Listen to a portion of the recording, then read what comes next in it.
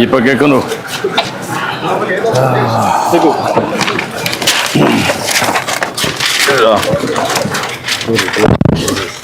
ఏంటి బస్సు ఏం చెప్పు.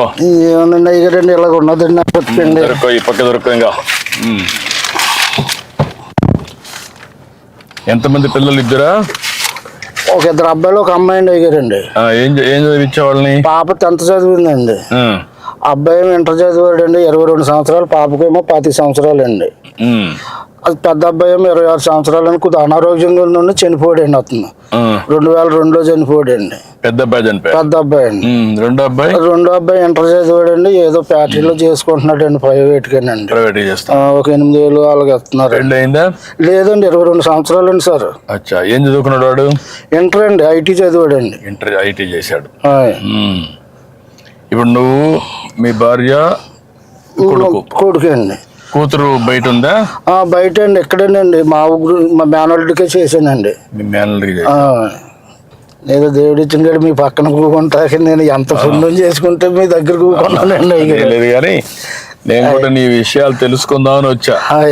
నేనేంటంటే పేదవాళ్ళకి న్యాయం జరగాలి. అయ్యో, మన పరిపాలన చాలా బాగా చేస్తున్నారండి. అయ్యారు చాలా అభివృద్ధిలోకి చేస్తున్నారండి. ఈ వైఎస్ఆర్ గారి పార్టీ వచ్చాక అడుగట్టుకుపోయిందండి మొత్తం. కొంత ఇబ్బంది పడావా? చాలా ఇబ్బంది పడ్డానండి అయ్యారు. అన్ని కరెక్ట్ చేస్తున్నా. ఇప్పుడు మీలాంటి పేదవాళ్ళందరినీ మళ్ళా మెరుగైన జీవన ప్రమాణాలు రావాలి. మీ పరిస్థితులు బాగుపడాలి. అలాగేనండి అయ్యారు. మీరు ఉంటేనే మాకు బాగుంటుందండి. ఇంకా చాలా అంటే అండి ఆయన చాలా ఇప్పుడు మీరు ఇచ్చారనండి. మీ పరిపాలనలో 2017, 18లో ఇల్లు ఇచ్చారండి. అంతో కోర్టు వచ్చిందండి. నేను కొద్దిగా కట్టుకోలేకపోయానండి. అంతే మొత్తం బిల్లు ఎత్తమే మానేసారండి ఆ పరిపాలన. ఇప్పుడు ఆ ఇల్లు కూడా పెండింగ్ పడిపోయిందండి. ఏదో తినక అలగలగా గోళ్ళు కట్టుకున్నానండి. పైన ఏడేసుకున్నానండి అయ్యారు. సొంత ఇంటి జాగానది మా నాన్నదండి. అదండి మా నాన్న మా నాన్న కూడా కొనుక్కున్నాడండి. మా చిన్నప్పుడు పిల్లలు మొత్తం మేము, మా నాన్నగారికి 2 మగవాళ్ళు 6 ఆడపిల్లలండి. 5 ఆ పెళ్ళిళ్ళు అయిపోయి మొత్తం అందరికీనండి. మొత్తం మా సిస్టర్లకి, మా చెల్లెలండి, నేనే పెద్దోండి. ఇంటికి పెద్ద కుటుంబం. వాళ్ళ పిల్లలు ఏం చేస్తారు? వాళ్ళ పిల్లలు చదువుకున్నారండి. కొంతమంది పెళ్ళిళ్ళు అయిపోయినాయండి. మా చెల్లెలు గారి పిల్లలకి. మా కుర్రోళ్ళు ఉన్నారంటే వాళ్ళు డ్రైవింగ్ చేసుకుంటారండి. తాటలు గట్ట డ్రైవింగ్, రైతులకి పొలాలు గట్ట దుంతాకండి వెళ్ళి వాళ్ళు పని చేసుకుంటారండి. నీ అభిప్రాయం, ఇన్నేళ్లుగా మీరు, నువ్వు పుట్టినప్పుడు మీ పెద్దవాళ్ళందరినీ చూసాం, ఇంకా కూడా ఆర్థికంగా పైకి రాలేదు. కారణం ఏమంటావు? ఆర్థికంగా అంటే ఏమన్నా సరే లేకండి. ఏదో ఉండి లేక అది తెచ్చుకున్న డబ్బులకే ఆ పూట కొడతాం కష్టం అవుతుందండి. అంటే చదువుకోవాలని కూడా ఎందుకు ఆశ పుట్టడం పిల్లలకంటే ఇది వరకు అంటే ఆర్థిక సహాయం ఇప్పుడు అందిస్తున్నారు సార్. అప్పుడు లేదు కదండి. అప్పుడు లేక పిల్లల్ని చదివించలేక ఇప్పుడు నేను ఇంటికి పెద్దగా ఉన్నాండి. నేను బడిలోకి పోదారంటే ఆ 3వ తరగతి చదివించాక ఎవరికో కాంతం పెట్టారండి. అప్పుడు ఎంత అండి నాకు 3 రూపాయలు అండి రోజుకండి. గేదెని తోలుకెళ్తే అండి. ఆ తోలుకెళ్ళి అలగలగా తిప్పుకొచ్చి కడితే రోజుకి 3 రూపాయలు ఇచ్చేవారండి. అదైనా రైతులు వచ్చి కూడబెట్టి తీసుకెళ్ళి అలాగ నేర్పించారండి. అలాగా ఈ కళాకారికి ఇలాగ అయ్యిందండి నాకు. ఇప్పుడు నేను ఎంతమంది పిల్లలు ఉంటే అంతమందికి తల్లికి 100 కదా 15,000 ఇస్తున్నారండి. ఇస్తున్నారు. అదే మరి పింఛన్లు ఇస్తున్నారండి. పెద్ద ఎత్తున పక్క రేషన్ షాప్ లో అవన్నీ ఇస్తున్నారండి. మొత్తం క్యాంటీన్లు పెట్టాం. రైతు కూడా సహాయం చేస్తున్నాం. డప్పు కళాకారులకు ఇస్తున్నాం. అట్లందరినీ న్యాయం చేయాలి అని కూడా బాగా పైకి రావాలని నా కోరిక. అదే అండి, బాగానే చూస్తున్నారండి అయ్యారు. మీ పరిపాలన బాగా చాలా సూపర్ గా చూసారండి. పోయిన గతంలో మొత్తం అందరిని నాశనం చేసేసారండి. నేనే కాళ్ళు అరిగేదందుకు తిరిగితేనే నాకు పని అవ్వలేదండి. అప్పుడు మాయ మాటలే ముందు నమ్ముతారు కానండి. నిజం మనం కష్టపడి మనం ఏదో చేస్తున్నాం అనుకున్నాం అనుకోండి, అది నమ్మరు కాదండి. మాయ మాటలే ముందు నమ్మేస్తారు జనం. మాయ మాటల్లోనే గాలిలో పడతారండి. దాన్ని ఎట్లా మనం వాళ్ళ పైకి వాళ్ళ జీవితం కోసం ఇప్పుడు ఉదాహరణ తెలుసుకుంటున్నారండి. ఇప్పుడు తెలుసుకుంటున్నారండి. గతంలో తెలుసుకోలేదండి. తెలుసుకోకుండా ఆయన గారు ఏదో మాకు కొండంత వచ్చేస్తుందని ఆశపడ్డారండి. ఇప్పుడు అసిమంటిది ఏం లేదండి. అదేంటంటే ఇప్పుడు మీరు వస్తేనే మళ్ళీ బాగుపడుతుంది, మళ్ళీ ట్రిప్ మీరు వస్తేనే ఇవన్నీ పనులన్నీ సాగుతాయి. మొన్న 5 సంవత్సరాల వల్ల బాగా నష్టపోయాం కదా. చాలా నష్టపోయామండి.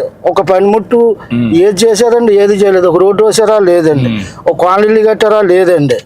ఎంతసేపు అక్కడ స్థలాలు ఉన్నాయి ఇక్కడ స్థలాలు ఉన్నాయని బోకర్లు బాగుపడ్డారు తప్పండి, అసలైంది ఏమీ లేదండి. మీకు నిజమైన లబ్ధిదారులకు పేదవాళ్ళకి దక్కలా ఏం దక్కలేదండి. పేదవాళ్ళకి అసలు ఏమీ దక్కలేదండి. అంతా బయట వాళ్ళకి బోకర్లకి వెళ్ళకండి. బోకర్లో శుభ్రంగా అక్కడ సైట్ ఉందండి, అది కొనాలండి. ఎందుకంటే వీళ్ళకి 10 రూపాయలు రావాలండి. ఆ విధంగా స్కామ్ వేసేసారండి. ఏముందండి అసలు ఎక్కడ ఏదీ లేదు.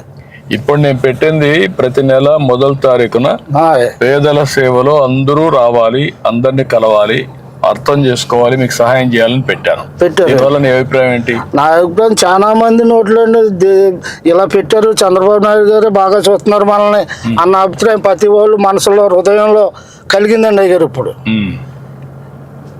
వైఎస్ఆర్కి వేసినా కానీ ఏమీ లేదు మనకని ఇప్పుడు జ్ఞానోదయం తెలుసుకున్నారండి వాళ్ళు ప్రజలండి. అవును. ఇంకొక ఎక్కడికో 100కో 1 ఎవరో 10 మంది అలాగ ఉన్నా కానీ మొత్తం 90 మంది కూడా మనకే మన పార్టీకే ఇప్పుడు పగ్గం కట్టారండి. ఎందుకంటే మళ్ళీ ట్రిప్ కూడా చంద్రబాబు గారు వస్తేనే కానీ పనులు జరగవు మనకి. అక్కడ ప్రాజెక్టు ఉండదు, ఇక్కడ అమరావతిలోని ఏమి ఉండదు. 5 సంవత్సరాలు చూసామని ఒక అభిప్రాయానికి వచ్చారండి.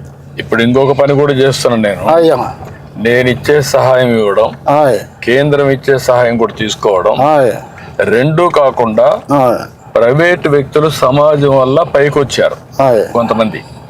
వాళ్ళు మీలాంటి కుటుంబాన్ని దత్తత తీసుకొని వాళ్ళు కూడా 10 రూపాయలు ఖర్చు పెట్టి మీకు సానుకూలంగా సూచనలు అవన్నీ చేస్తూ మీరు పైకి రావడం. ఉదాహరణ నువ్వు ఉన్నావు అనుకో, నువ్వు చెప్పులు కుడతావు, బాస్కెట్స్ అన్ని అమ్ముతావు, నీకు కాస్త దినాన్ని 4 గంటలు పని చేస్తావు, ఆరోగ్యం బాగాలేకపోయినా.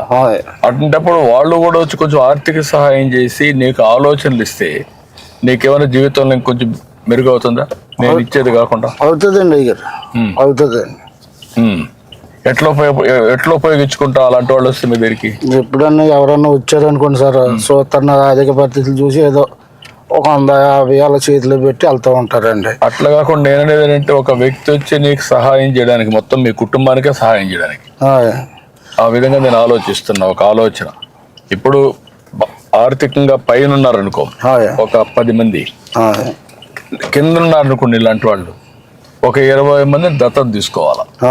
ఒకరు కానీ ఒకరు ఎక్కువ కానీ, ఒక పెద్ద పారిశ్రామికవేత్త ఉంటాడు, ఆయన దగ్గర డబ్బులు ఉన్నాయి, అలాంటి వాళ్ళు ఒక 100 కుటుంబాల దత్తత తీసుకుని వాళ్ళు పైకి తీసుకురావాలా. తీసుకొస్తే చాలా బాగుంటుందండి. చాలా బాగుంటుందండి. అలాగైతే కొంత చాలా అభివృద్ధి పొందుతారండి. లేని వాళ్ళు బాగుంటారండి. అదే దానికే నేను ఆలోచించేది అంటే అది ప్రత్యేకంగా ఆలోచిస్తాను. చూస్తే ఇప్పుడు నేను వచ్చి నీకు ఒకసారి సహాయం చేయగలుగుతాను, కుటుంబానికి సహాయం చేయగలుగుతాను. ఒక అన్ని కుటుంబాలు బాగుపడాలంటే అలాంటి ఆలోచన విధానంలో మార్పు వచ్చింది అనుకోండి, స్ఫూర్తి వచ్చింది అనుకోండి, బాగుంటుందండి. అజ్మని మార్పు వచ్చినప్పుడు ఇంకా చాలా డెవలప్ అవుతుందండి. మన అది మార్పు రావాలండి, ప్రతి ఒక్కరి దగ్గర రావాలండి అది. ఎందుకంటే డబ్బులు అనేటివి కొంతమందికి అవసరం లేదు, అందరికి మనిషిగా చూడాలి. అదండి ముందు ముఖ్యంగా అది చూడాలండి. మనిషిని మనిషిలాగా చూసినప్పుడే సమాజం బాగుంటుందండి.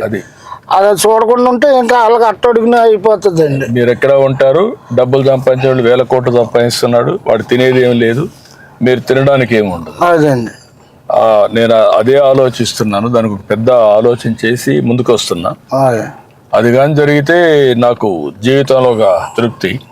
అంతే కదండి గారు, అదే తృప్తి అండి. అది 10 మందికి ఎట్టిందే పుణ్యం అండి. వాళ్ళందరూ బాగుపడితే వాళ్ళని చూసి ఆనందపడడం అనేది అది ఒక అరుదైన. ఎన్ని ఇళ్ళు ఉన్నాయి మీ ఊర్లో?